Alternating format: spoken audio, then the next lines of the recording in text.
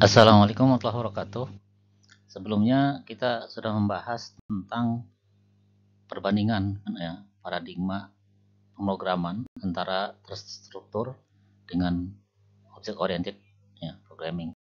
Nah, berikutnya kita akan mengkaji lebih jauh tentang OOP ini ya. Pengertian eh, pemrograman berorientasi objek adalah paradigma pemrograman yang berfokus pada objek sebagai representasi dunia nyata.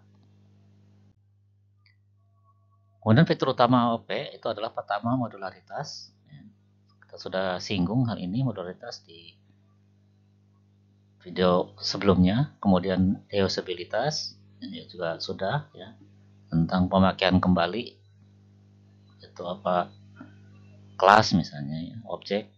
Kemudian skalabilitas maksudnya adalah mudah dikembangkan ya, menjadi sistem yang lebih besar akibat adanya tambahan kebutuhan baru misalnya ya, mengakomodasi kebutuhan baru itu lebih mudah diwujudkan dalam OOP.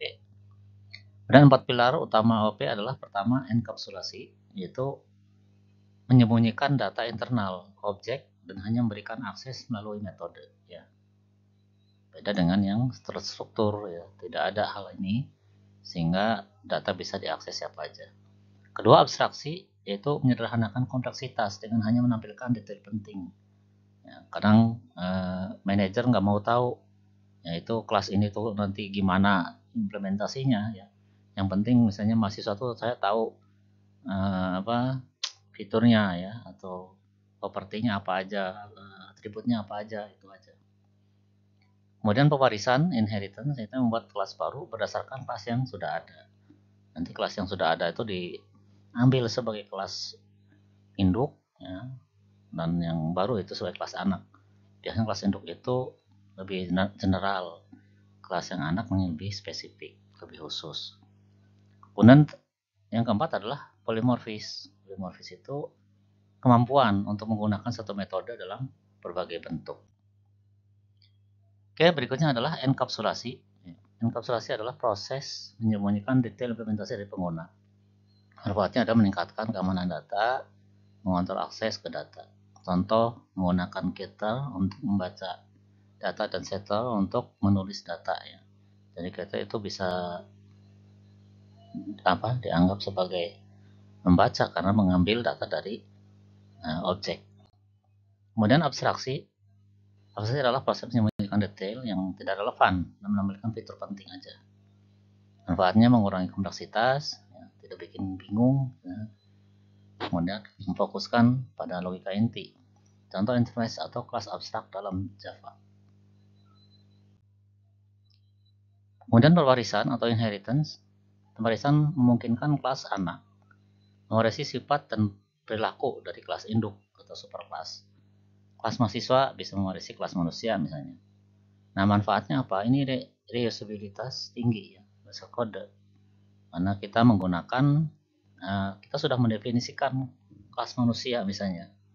Ketika kita mendefinisikan kelas mahasiswa, kita tidak perlu lagi misalkan menyebutkan nomor induk kependudukan misalnya, karena itu udah didefinisikan di kelas manusia. Gitu. Jadi nggak perlu di mahasiswa didefinisikan ulang gitu. Artinya kita bisa memakai kelas manusia untuk mengimplementasikan kelas mahasiswa. Manfaat kedua adalah memudahkan pengelompokan objek yang serupa. Kayak contoh misalnya kelas kendaraan diwarisi oleh mobil dan motor. Kalau tadi kita bicaranya mahasiswa dengan manusia gitu ya. Polimorfis memungkinkan satu metode memiliki banyak bentuk. Jenis polimorfis itu ada dua, compile time polimorfis, overloading metode. Metode baru diberi signature atau parameter berbeda, misalnya jumlah parameternya beda atau jenis parameternya beda.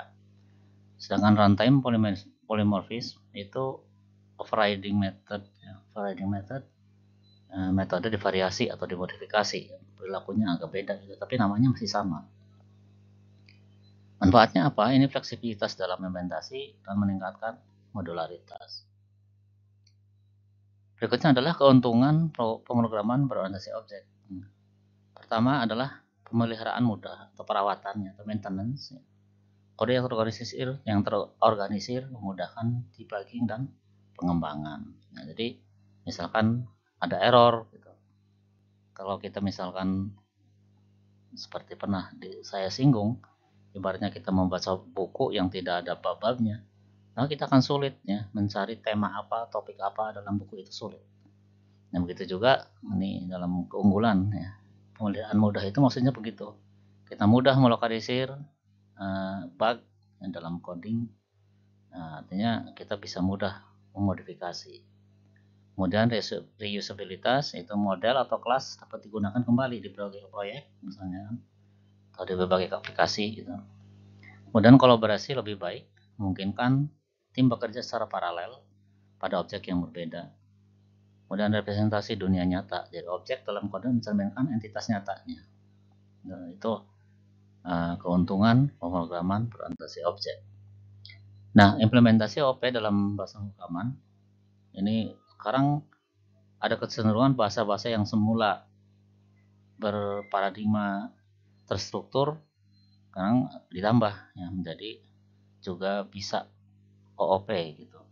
Misalnya PHP ya, bahasa PHP yang digunakan untuk web misalnya, itu dulu setahu saya itu terstruktur, kemudian sekarang bisa dua-duanya ya, struktur bisa, ini OP bisa. Sedangkan kalau Java itu bukan bahasa OP pertama, tapi bisa dikatakan yang paling pertama lengkap ya, membuat konsep OOP yang lebih komplit lah gitu. Kemudian si Sharp ya, digunakan untuk Windows ya, diturunkan dari C++. Ini memperkenalkan paradigma OP pertama kali. Dan Python ya, yang fleksibel yang banyak digunakan di machine learning itu juga adalah OOP. Kesimpulan, pemrograman berorientasi objek adalah paradigma yang satu meningkatkan efisiensi pengembangan, kedua menyediakan struktur yang jelas untuk pengembangan sistem, tiga memungkinkan pengolahan proyek besar dan lebih baik. Dengan 4 pilar utama yang tadi itu enkapsulasi, abstraksi, pewarisan, dan polimorfis, OP menjadi dasar dari banyak aplikasi modern. Oke, sebagai penutup ya saya sampaikan bahwa ini dalam RPL ini kita perlu cukup tahu aja loh bagaimana konsep OP ya. Nah, nanti sesi berikutnya adalah membahas tentang UML. Nah, dalam RPL ada tekanannya nanti pada pemodelannya. Baik, terima kasih atas perhatiannya. Wassalamualaikum warahmatullahi wabarakatuh.